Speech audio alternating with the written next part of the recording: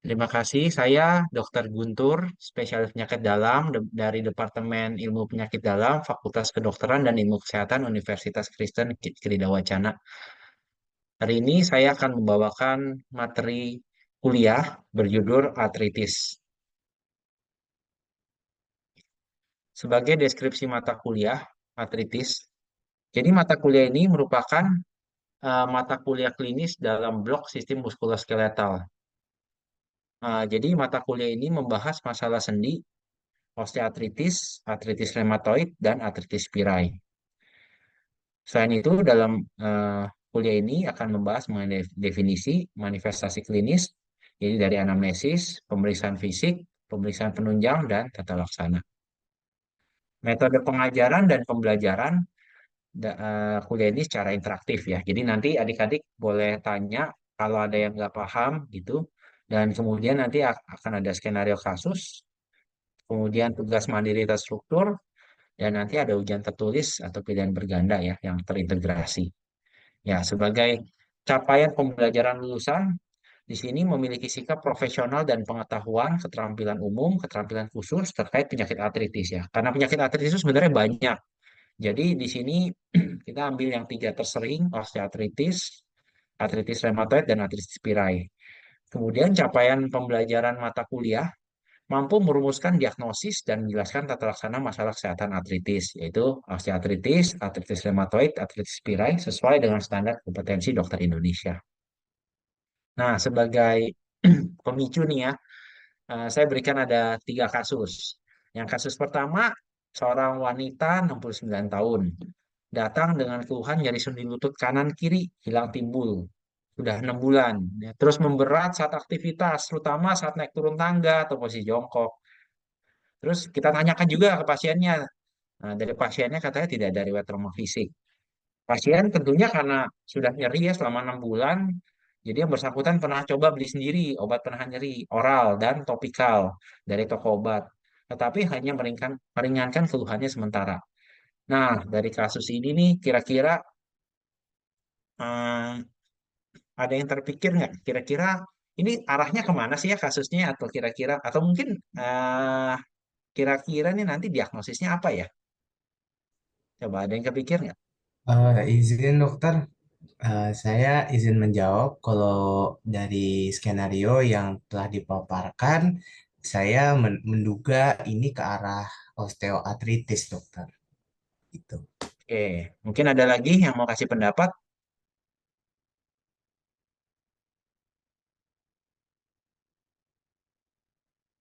Oke, mungkin kita lanjut ya ke kasus pemicu kedua ya. Nah, ini seorang wanita ya, 37 tahun. Jadi semuanya ini saya kemas dalam keluhannya nyeri sendi ya, tapi ada variasinya. Jadi dari segi usia, nah sekarang ini wanita usianya 37 tahun nih. Nyeri dan bengkak pada beberapa sendi jari tangan kanan dan kiri yang semakin memberat sejak 8 bulan yang lalu. Pasien pernah membeli sendiri obat penahan nyeri oral dari toko obat, tapi hanya meringankan keluhannya sementara. Nah, kalau kasus ini kira-kira ada nggak yang terpikir kira-kira nih arahnya kemana ya, diagnosisnya kemana ya? Coba boleh kira-kira kasih pendapat. Izin memberikan pendapat dokter. Mungkin Iya, suspek ke artritis lupus dokter. oke, makasih Michelle. Ada lagi yang mungkin terpikir gitu apa gitu? Oke, kalau belum ada kita lanjut ya ke kasus pemicu ketiga ya. Nah, ini pria nih ya. Pria 46 tahun. Keluhannya nyeri, bengkak, dan tampak kemerahan pada sendi pangkal ibu jari kaki kanan sejak 1 hari lalu sehingga sulit berjalan. Pasiennya pernah beberapa kali mengalami keluhan nyeri dan bengkak pada sendi yang sama, pada ibu jari kaki kiri, dan tumit ya. Kadang mereda sendirinya atau setelah minum obat penahan nyeri yang dibeli sendiri di toko obat. Tidak ada riwayat trauma fisik dan pasien memiliki kebiasaan minum alkohol. Nah, ini kira-kira nih ada yang terpikir nggak nih? Ke arah mana nih kasusnya nih? Atau tambah tambah bingung? Ada yang kira-kira bisa? Izin menjawab, Dok. Ya, Mungkin lebih ke arah GOAT, Dok. Jod ya. Oke, ya. Oke. Jadi sekarang kita tampung dulu semuanya. Nah, kita mulai ya. Nah, ini sekaligus menurut saya salah satu yang penting ya untuk pegangan kalian juga nanti saat berpraktek ya. Jadi satu, pasien datang dengan keluhan muskuloskeletal ya, misalnya nyeri sendi. Nah, apa sih yang perlu kita gali ya? Satu, terdapat trauma nggak ya? Kalau ada trauma, nanti kita ke arahnya yang trauma nih algoritmenya ya. Kemudian pasien ini tidak ada trauma yang tadi ya. Nah, kita lihat lagi sendinya itu artikular atau non artikular. Jadi memang pasien bisa datang keluhannya nyeri sendi, tapi belum tentu di dalam sendi masalahnya. Nah, kalian non artikular itu bisa fibromialgia, bisa polimialgia rematika, bursitis, tendinitis. Jadi jaringan-jaringan atau jaringan lunak yang di sekitar sendi itu bisa mengalami masalah dan pasiennya keluhannya nyeri sendi. Nah, kalau artikular kita lihat akut atau kronis. Nah, kalau akut sama kita lihat juga apakah terdapat inflamasi peradangan atau tidak ya. Tentunya sudah tahu ya tanda-tanda peradangan ya dolor, kalor, rubor, fungsio lesa ya. Nah, kalau ada terdapat tanda inflamasi, kita lihat jumlah sendi yang terlibat berapa. Monoartritis atau oligoartritis, jadi 1 sampai 4. Yaitu bisa artritis septik, gout ya, pseudo gout, artritis reaktif. Nah, kalau lebih dari 4 berarti poliartritis. Nah, itu bisa karena virus, karena demam reumatis akut, atau artritis psoriatik, dan lain-lain ya. Nah, kalau tidak terdapat tanda-tanda inflamasi, itu bisa artropati non-inflamatori, contohnya hematrosis. Ya. Nah, kemudian kalau kronis, sama kita lihat lagi, ada tanda inflamasi nggak? Kalau ada, kita lihat lagi jumlah sendi yang terlibat berapa. 1 sampai 4, nah bisa kemungkinan penyebabnya misalnya karena TB ya, atau infeksi jamur. Sama, artritis psoriatik, vaskulitis, ya, rheumatoid arthritis, bisa gout ya, atau sarkoidosis ya. Kemudian kalau lebih dari 4, itu bisa artritis rheumatoid, lupus, scleroderma, dan lain-lain ya. Nah, kemudian kalau kronis dan tidak terdapat tanda inflamasi, nah itu bisa osteoartritis dan lain-lainnya. Nah, di sini kita lihat ya memang banyak sekali kemungkinan diferensial diagnosis ya atau diagnosis bandingnya. Nah, tapi pada kuliah kali ini saya batasi pada 3 kasus ya, osteoartritis, artritis gout ya atau artritis pira ya. Jadi sebenarnya bahasa Indonesia itu artritis pira ya untuk gout ya dan artritis rheumatoid. Jadi ini osteoartritis ini salah satu yang nanti kalian akan sering temui ya. Dan ini saya sudah lampirkan juga kompetensi dokter umum itu 3A. Ya, jadi osteoartritis itu adalah suatu penyakit yang memengaruhi tulang rawan sendi, ya, tulang subkondral, sinovium, kapsul, dan ligamen. Ya, jadi tulang rawannya itu mengalami degenerasi sehingga terjadi fibrilasi, ya, fisura, ulcer, ya. Jadi di sini kita lihat ya kalau yang normal ini bagus strukturnya, kalau yang ini kita lihat nih dari celah sendinya udah lebih menyempit ya. Kemudian ada penebalan, serosis, tapi kemudian juga biasanya tulang rawannya juga mengalami gangguan. Nah, ini prevalensinya ya secara keseluruhan ya. Biasanya meningkat seiring bertambahnya usia dan perempuan lebih banyak daripada laki-laki. Ya, nanti kalau mungkin ada adik-adik yang mau nanya juga boleh ya langsung disampaikan ya. Nah, ini patogenesis ya. Jadi patogenesis osteoartritis itu memang multifaktor ya dari sistemik ya. Kita lihat ya apakah dia ada penyakit-penyakit lainnya gitu ya, ada masalah penyakit lainnya. Kemudian faktor intrinsiknya juga di daerah sendi itu misalnya ada riwayat trauma dan lain-lain ya sehingga menimbulkan kerentanan terhadap osteoartritis. Nah, akhirnya ditambah lagi faktor pembebanan. Nah, sering nih faktor berat badan ya. Terus kemudian aktivitasnya, misalnya banyak jongkok, bangun ya segala ya dan aktivitas berat lainnya ya. Akhirnya progresi deh ke osteoartritis ya. Oke, nah ini manifestasi klinis ya. Jadi anamnesis dan pemeriksaan fisik. Jadi penting sebagaimana kita ketahui ya anamnesis dan pemeriksaan fisik itu memegang peranan yang penting ya. Mau untuk kasus apapun itu eh, dokter diharapkan untuk bisa melakukan analisis dan pemeriksaan fisik dengan baik ya. Nah, biasanya pasien datang dengan keluhan nyeri ya. Nyerinya itu memburuk biasanya dengan aktivitas ya. Dan kita lihat nih tergantung posisi sendinya ya. Biasanya misalnya sendi lutut posisi jongkok ya. Kemudian misalnya dia naik turun tangga gitu ya atau mungkin posisi tertentu ya itu akan lebih sakit biasanya lebih nyeri ya. Dan kemudian bisa ada nodus ya. Jadi pada daerah sendi yang paling sering ini pada sendi jari, jari tangan ya. Jadi kita tahu ada nodus Bouchard pada proximal intervalang dan Heberden pada distal intervalang. Kemudian saat kita periksa secara pemeriksaan fisik itu saat kita gerakan secara pasif maupun pasien yang beraktif aktif itu bisa teraba krepitasi ya. Nah, jadi yang kotak-kotak gitu ya. Nah, itu udah sering deh. Ya nanti ya, mungkin sering ya ketemu ya, mungkin kalau ada tetangga atau kerabat gitu ya yang udah usia indah ya. Nanti boleh dicoba gitu ya. Maksudnya dicoba itu diperiksa gitu ya untuk misalnya sendi lututnya gitu ya. Kalau terutama yang ada keluhan nih, keluhan nyeri sendi lutut ya.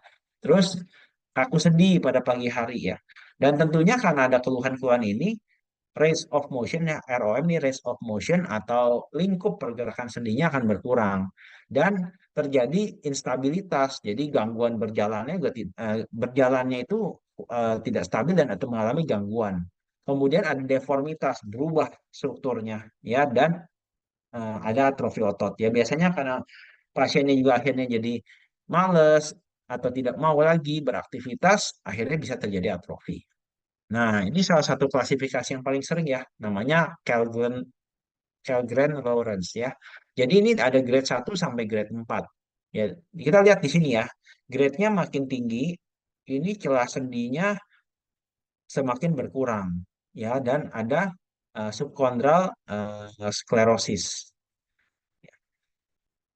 Oke, jadi kita lanjut ke tata laksana.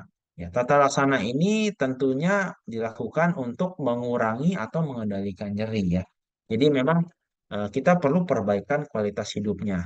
Tapi perlu diingat juga eh, keluhan nyeri ini selalu berbanding lurus dengan tingkat keparahan tadi. Misalnya yang grade 4 itu pasti harus lebih nyeri dibanding misalnya grade 3 gitu. Tidak selalu seperti itu.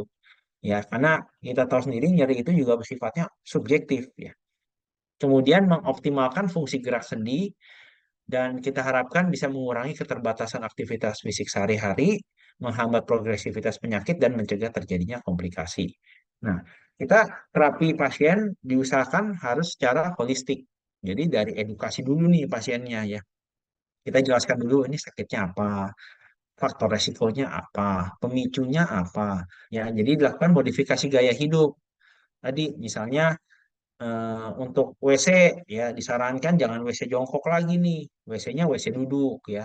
Terus misalnya dok saya pas kamarnya lantai 3 atau lantai 4 ya kalau mungkin kan kamarnya turun lantai 1 gitu kan ya. Terus berat badan ini berat badan juga penting harus diturunkan nih.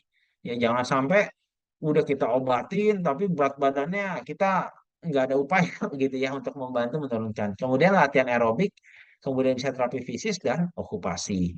Nah, dari medikamentosa ada obat-obatan yang bisa diberikan antara lain paracetamol ya paling sering ya dan ini relatif aman ya bisa sampai dengan 3 kali 1 gram ya biasanya kan satu tablet itu kan 500 miligram.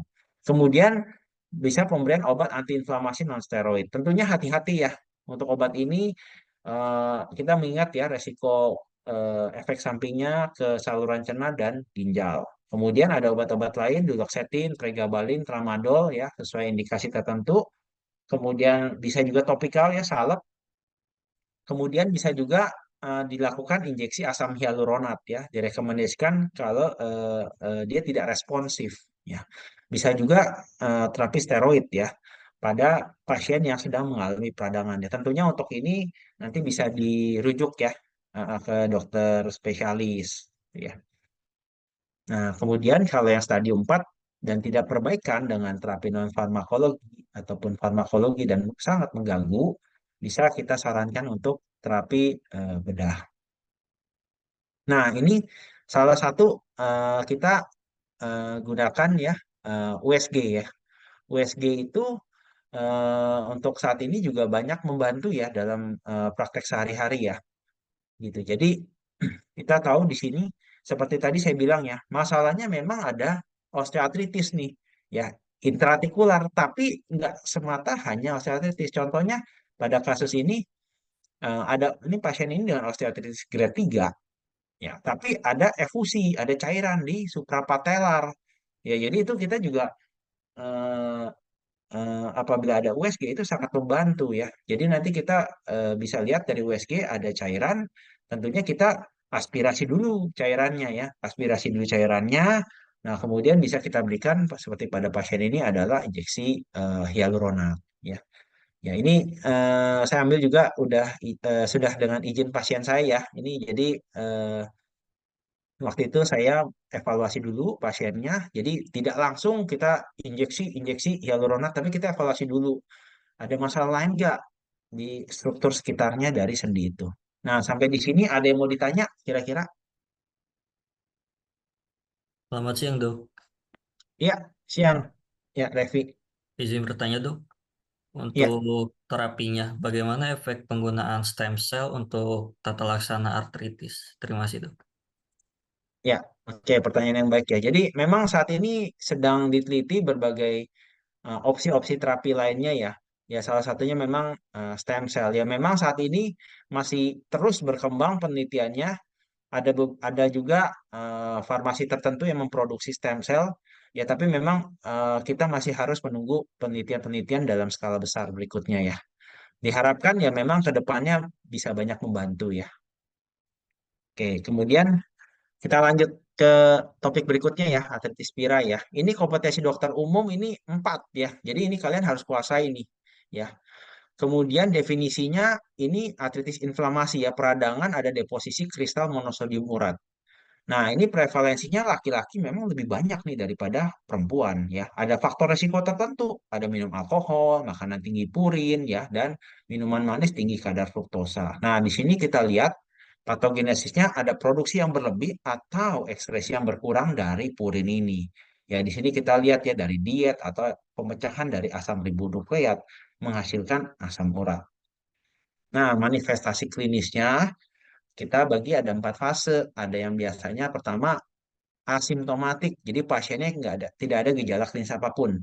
Kalau perempuan biasanya memang cut off 6, laki-laki 7 ya. Kemudian gout akut. Jadi ini nyeri hebat monoartritis, makanya dibilang dulu tuh king of disease, disease of king. Ya, jadi eh,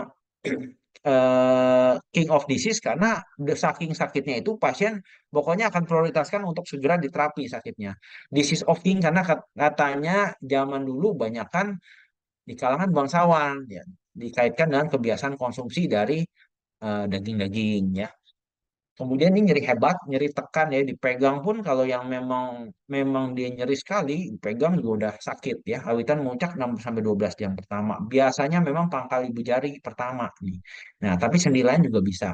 Nah, bisa setelah fase itu dia bisa bebas gejala remisi dan kemudian bisa jika tidak terapi bisa menjadi kronis ya sehingga penumpukan dari deposit kristal asam urat membentuk TOFI dan bisa komplikasi di ginjal.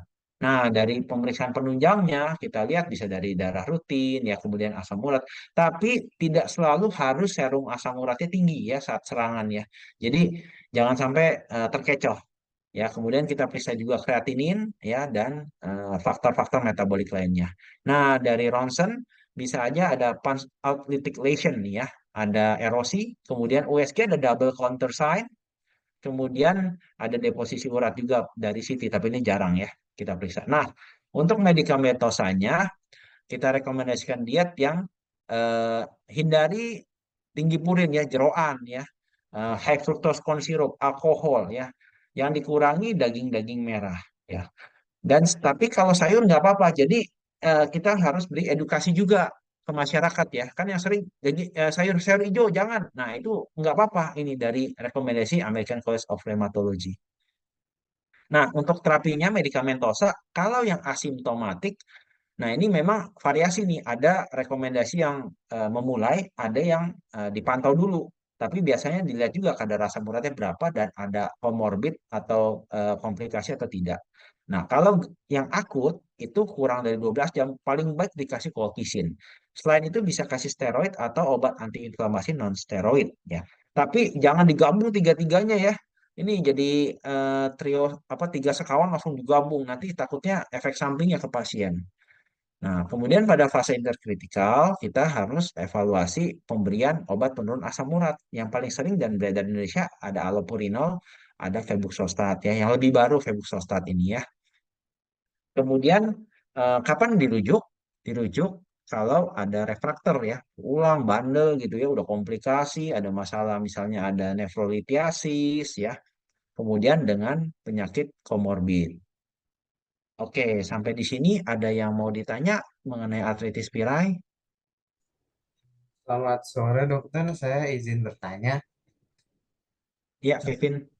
Untuk tadi pengobatannya yang pakai allopurinol, febuxostat itu berapa lama ya dok sampai dia bisa mungkin sembuh total atau membaik gitu? Ya, itu pertanyaan yang bagus ya.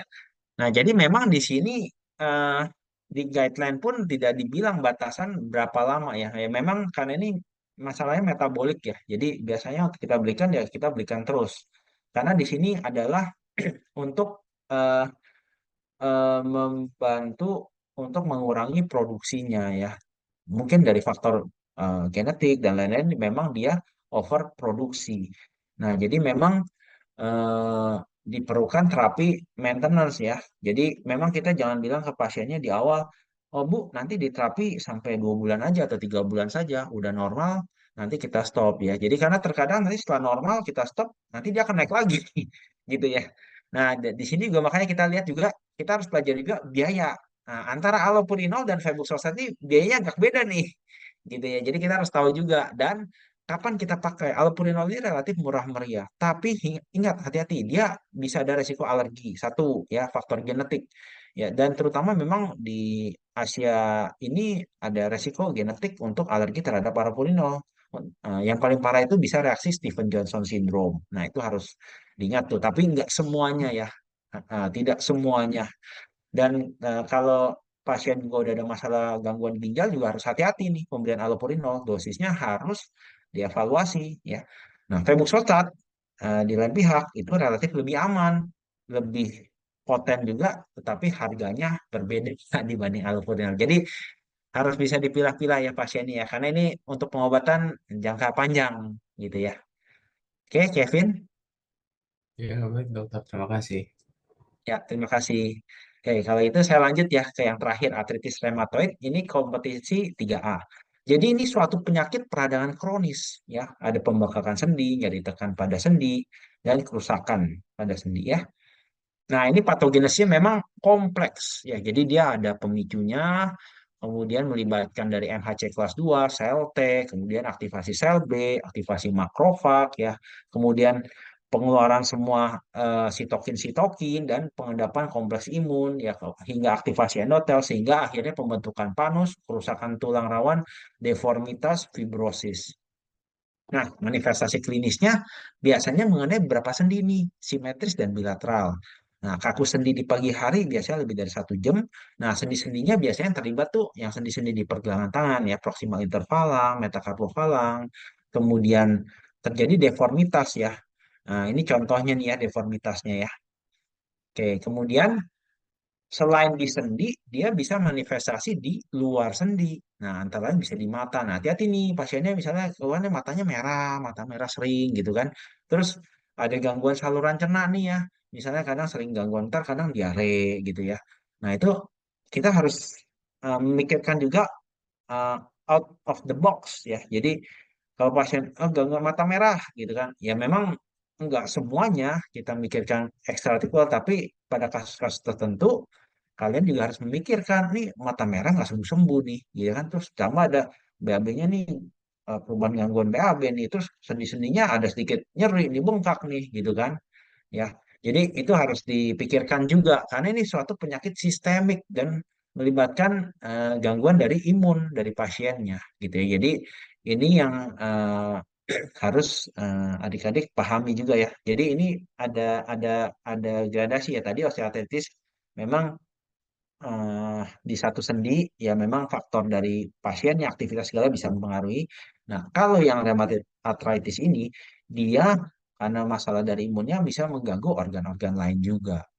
Nah, ini pemeriksaan penunjangnya antara lain darah lengkap, laju undap darah ya, C-reactive protein, rheumatoid factor, anti-CCP, kemudian evaluasi juga ya fungsi ginjal dan hati, kemudian X-ray ya. Di sini kita lihat ya ada deformitas ya pada X-ray-nya ya.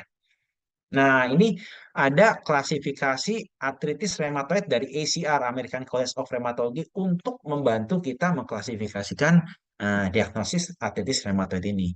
Ya, jadi di sini kita lihat ya, eh, main pointnya dia akan mendapat nilai besar kalau kenanya sendi-sendi kecil nih ya, lihatnya. Kalau sendi besar nol nilainya, tapi sendi-sendi kecil tadi ya, metacarpofalang, proximal interfalang, ya nanti kita bisa dihitung tuh pasiennya. Jadi memang benar-benar harus dievaluasi pasiennya sendinya gimana ya. Kemudian ini dari klinis, kemudian dari lab kita lihat dari serologinya. Ini yang rheumatoid factor dan ACPA ini yang CCP tadi ya, anti CCP ya. Ini positif, dari negatif sampai positif tinggi. Nah, kemudian ada acute phase reactant ya. Ini yang CRP atau laju undap darah ya. Mungkin adik-adik juga sering dengar ya laju undap darah gitu ya waktu bagian patologi klinis ya. Dan durasi penyakit ya. Kalau lebih dari 6 minggu itu nilainya 1. Nah, diagnosis artritis rheumatoid ini kalau poinnya lebih atau sama dengan 6. Oke. Nah, terapinya ya. Terapinya itu ada non medikamentosa dan medikamentosa. Tentunya di lini pertama adik-adik diharapkan bisa memberi edukasi, dikasih tahu dulu nih ini penyakitnya apa gitu ya. Mungkin untuk diagnosisnya pun kita lihat juga ya kalau eh, ada kurang jelas mungkin bisa dirujuk ya nanti ya. Tapi di sini pasien datang dengan keluhan nyeri-nyeri sendi, bengkak gitu ya. Nah, ini jadi udah harus hati-hati nih, udah tercetus nih. Oh, jangan-jangan ada kemungkinan diagnosis ini nih. Nah, nanti edukasi juga nih, kira-kira gimana ya terapinya. Nah, kemudian latihan program rehabilitasinya. Nah, medikamentosanya bisa diberikan steroid dosis rendah ya. Tentunya ini hati-hati ya dalam pemberikan steroid itu hati-hati dan hindari pemberian steroid dosis eh, tinggi apalagi dalam jangka waktu yang lama ya. Jadi eh, biasanya bisa diberikan kortikosteroid dosis rendah atau obat antiinflamasi non steroid. Ya ini mungkin di bidang kuliah farmakologi ya adik-adik ada belajar juga ya ada yang selektif, ada yang non selektif gitu ya. Contohnya ada yang ibuprofen gitu ya, kemudian ada piroxicam, celecoxib ya. Nah, ini sebagai terapi awal untuk mengurangi nyeri. Nah, kemudian terapinya backbone ini adalah DMARD, disease modifying anti rheumatic drug sintetis ya. Nah, ini biasanya pilihannya macam-macam nih. Ada methotrexate, ada sulfasalasin, ada hidroksikloroquine ya, dan lain-lain ya. Tapi ini memang memerlukan waktu untuk dia bekerja. Jadi biasanya bridging dulu sama yang tadi NSAID. Dan kemudian jika tidak respon, bisa diberikan agen biologi. Oke, sekian dari saya. Mungkin untuk yang topik artritis rheumatoid ini ada yang mau ditanyakan?